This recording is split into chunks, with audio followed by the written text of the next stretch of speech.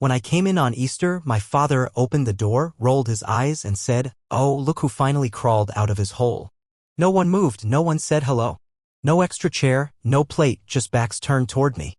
Mom didn't even try to smile, just whispered, "Eat what's left, we weren't expecting you," and went back to her wine. One of the cousins muttered, "Why is it here?" I just stood there looking at them and said, "Don't worry. I'm not here for long, but you'll remember this," and walked away. A year later, I made a move that made them all cringe. My sister called me in tears, "Please, they can't do this."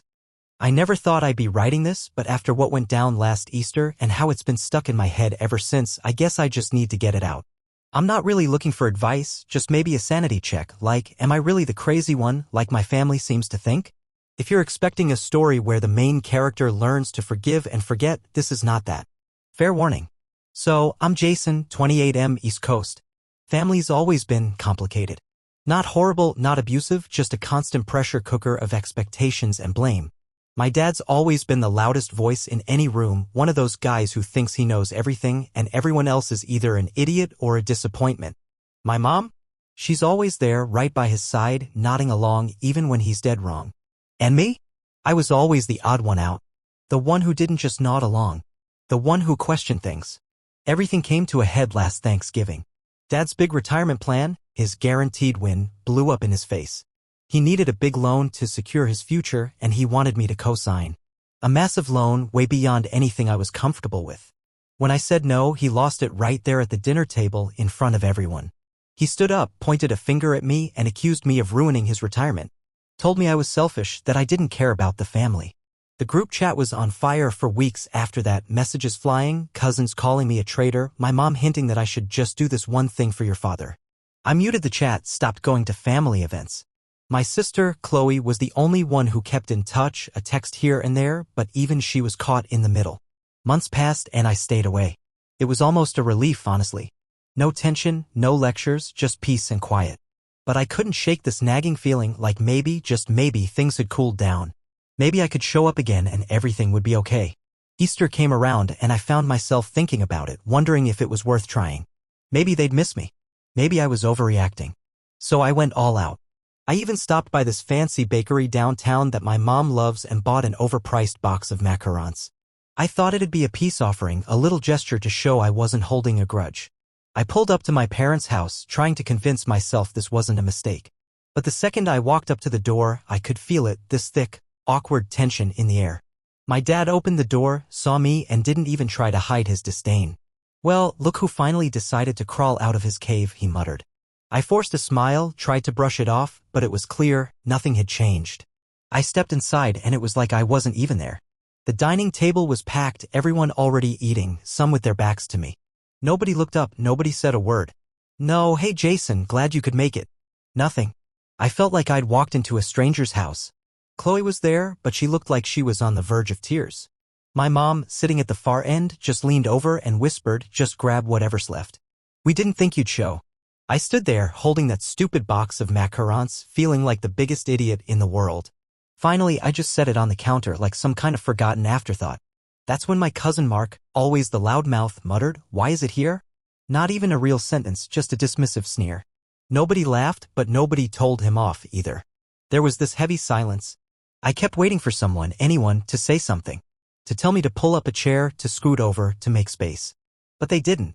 They just ate, talked over me, ignored me. I didn't even feel anger at that moment, just this cold, sinking emptiness. Like I'd somehow expected it, but it still hurt. I didn't make a scene. I didn't yell, didn't throw the macarons at the wall, even though a part of me wanted to. I just stood there, took a breath, and said, "Don't worry, I'm not here to stay. But you'll remember this visit." Nobody reacted. I turned, grabbed my jacket, and walked out. No one followed. No one called after me. As I stepped out, I heard Mark's voice again, this time snorting a laugh, and my mom's voice, low and calm, probably pouring herself another glass of wine. I got in my car and just drove. Drove for what felt like hours, aimless, trying to make sense of it. Why had I even bothered? Was I hoping for an apology? A warm welcome? Even just a nod, a sign that they cared? I didn't know. I texted Chloe, just a simple, "Hope you're okay." She didn't reply. When I finally got home, I dropped my jacket on the floor and just sat there in the dark, feeling this crushing, suffocating sense of isolation. Like I was a ghost, some invisible figure they'd already forgotten. But the thing is, I wasn't going to forget. Not this time. I didn't know what I was going to do yet, but I knew I wasn't going to just fade away like they seemed to want. They'd made it clear I was nothing to them, just an inconvenience, an outsider. Well, fine. I could play that game too. And they were going to remember this Easter. One way or another.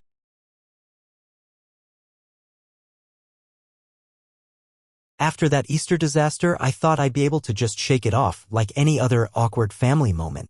But this wasn't just a cringe memory, I couldn't get it out of my head. The way they looked at me or didn't look at me. The way they all seemed perfectly fine with pretending I wasn't there. It was like I was some unwelcome guest, not their own blood. I spent the next few weeks in this weird daze, going through the motions of work, life, whatever. But every quiet moment, that scene replayed in my mind.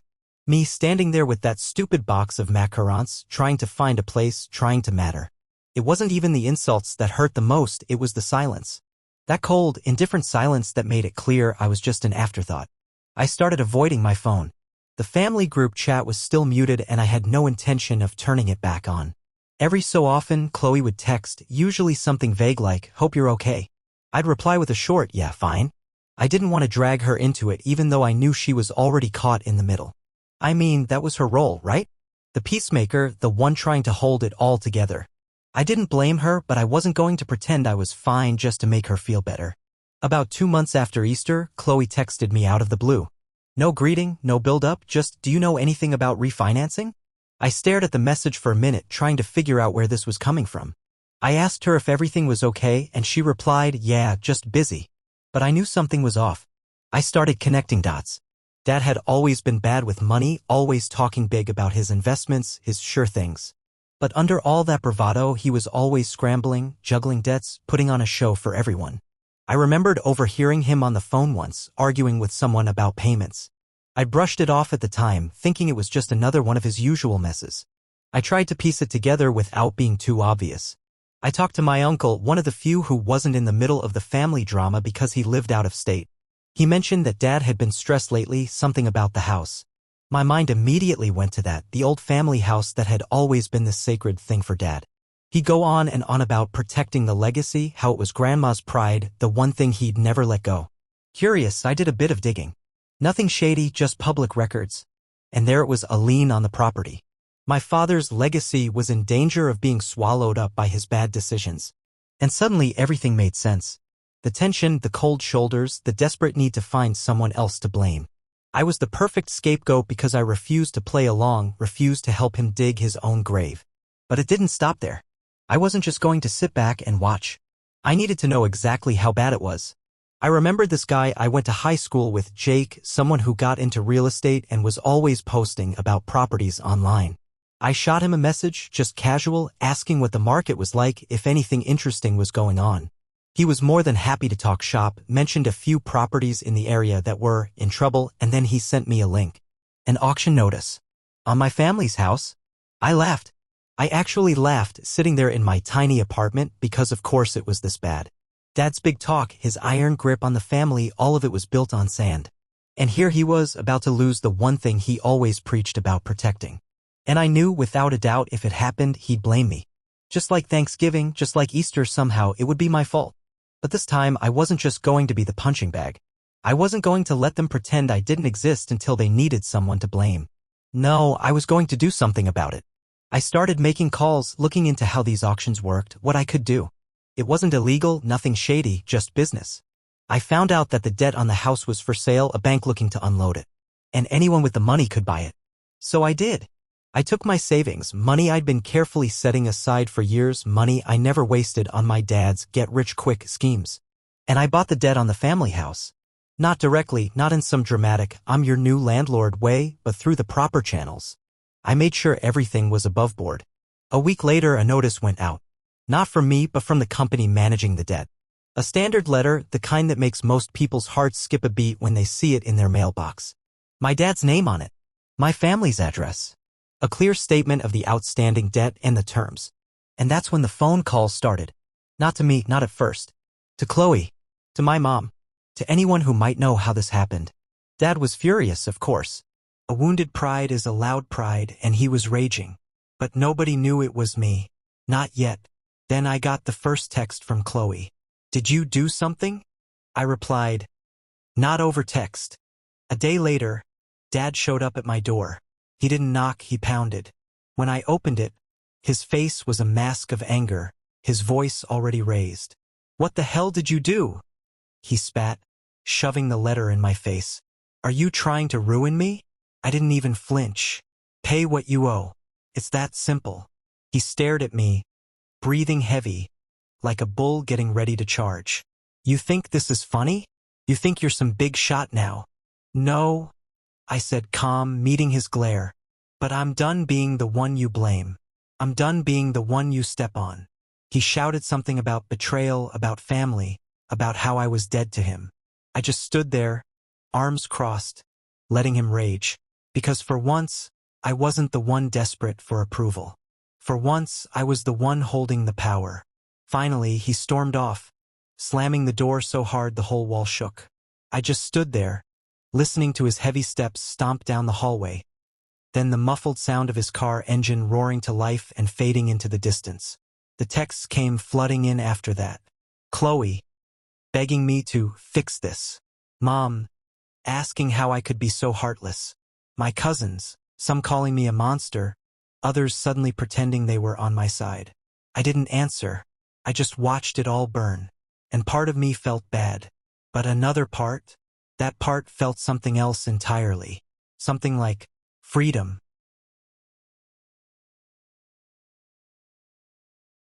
The next few weeks were chaos, and I was right in the eye of the storm. The moment my family realized I wasn't bluffing, that I really did own the debt on the house, they lost their minds. Calls, texts, voicemails, it was a nonstop barrage of guilt trips, threats, and desperate pleas. My dad was the worst. He'd flip between screaming about betrayal and begging for mercy within the span of a single phone call. One minute he'd be calling me a snake, a disgrace, a backstabber who was out to destroy his own family. The next, he'd be swearing he always loved me, that this was all some misunderstanding, that we just needed to talk it out. But I didn't cave. I didn't give in. I kept every call short, every text curt. Pay what you owe or the house goes. That was my line, and I didn't stray from it. My mom wasn't much better. At first, she tried the classic guilt trip, telling me I was tearing the family apart, that I was going to regret this forever. But when that didn't work, she switched to anger. I got a voicemail from her that started with her sobbing, saying she didn't know how things got this bad, and then her voice turned cold, accusing me of being cruel, of trying to hurt them all on purpose. I listened to the whole thing once, then deleted it. Chloe, my sister, was stuck in the middle. She texted me almost every day, trying to reason with me. "Can't you just talk to Dad?" she'd ask. "Can't you just give them a break?" But I couldn't. I wouldn't. Not after everything they'd done, the way they treated me like I was nothing, an embarrassment, an inconvenience. My cousins were the worst mix of all. Mark, the loudmouth, decided he was the family enforcer now, blowing up my phone with angry texts, calling me a traitor, saying I'd regret this.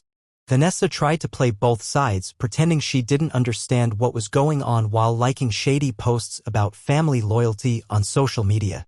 It was all so predictable and so exhausting. But even with all of them screaming, I felt clear. For the first time in forever, I wasn't the one trying to make peace, trying to earn a place at the table. I'd always been the outsider, the one they tolerated until I became inconvenient. But now I wasn't just some quiet disappointment, I was the one with the power. Things escalated fast. After Dad's first explosive visit to my apartment, he tried another tactic. He brought Vanessa with him the second time. She stood behind him, arms crossed, trying to play the peacekeeper while he shoved his way into my hallway, voice raised, his face red. He was shouting, demanding I fix this, calling me a monster. I told him flat out, pay the debt or lose the house. Those are your options. He lunged at me, actually tried to shove me, and I shoved him right back. Vanessa jumped between us, trying to calm him down, but he was beyond reason. I told them to get out, and when he refused, I threatened to call the cops. That's when he finally left, shouting that I was dead to him. I thought maybe that would be it. That they'd accept it, figure something out, or just give up. But I should have known better. The family group chat exploded. My aunt, Dolores, posted this long rant about betrayal and how some people had no loyalty. My cousins were taking sides, Mark and Vanessa rallied behind Dad, but I started getting DMs from some of the younger ones saying they actually thought I was right, that Dad had been dragging the family down for years with his ego and bad decisions. One of them even told me a story I didn't know, that Dad had almost lost the house once before, years ago, but Mom convinced her sister to bail them out without telling anyone. It was like peeling back layers of rot, and I realized that this was just the latest crisis in a long history of Dad's financial disasters. But I stayed firm. I didn't play into their drama, didn't let them turn this into a shouting match. I kept it business. Pay the debt or the house goes. Then they tried another tactic. A family meeting. Chloe begged me to go, said it was the only way to maybe sort things out. I agreed, but I knew how it would go. We gathered at Aunt Dolores's house. Dad was already red-faced, arms crossed, glaring at me the moment I walked in. Mom was beside him, not crying yet, but looking like she was ready to. Vanessa was whispering to Mark and Chloe was off to the side, wringing her hands. I walked in and it was like stepping into an ambush. Dad launched right into it, shouting about betrayal, about family loyalty. Mom tried to play the hurt and confused card, asking me how I could do this to them. Vanessa tried to twist it, saying I was too harsh, that I didn't understand what this would do to everyone. I waited until they'd finished, then I said it again. Pay the debt or lose the house. This is business now. Dad lost it. He slammed his fist on the table, actually knocked over a glass. Mark stood up, getting in my face, trying to look tough. I didn't even flinch. I just stood there, arms crossed, letting them scream, letting them vent. When it was clear they had nothing new to say, I stood up. This is why I don't come around anymore, I told them. Because it's never about fixing things. It's just about blaming someone else. I walked out. I could hear them yelling behind me, but I didn't look back. Chloe followed me out, tears in her eyes, asking if this was really how it was going to end. I didn't answer. I just got in my car and drove away. Back home, I muted the group chat again. Blocked Mark's number. Ignored the voicemails from Mom. Every time my phone buzzed, it was another reminder of the mess I'd stepped into, but I didn't regret it. I'd spent too many years bending over backward to be part of that family, to get their approval, to not be the outcast. But this time I was done. A few days later, I got an email from the company managing the debt, notifying me that the family had missed another payment. It was all moving forward, right on schedule. They were running out of time. And I felt nothing. No guilt, no satisfaction. Just a strange, quiet calm. I told myself I'd see this through. No backing down. No changing my mind. They had their chance. I wasn't the family punching bag anymore. But I had no idea just how far they were willing to go to fight me. Or how much worse it was going to get.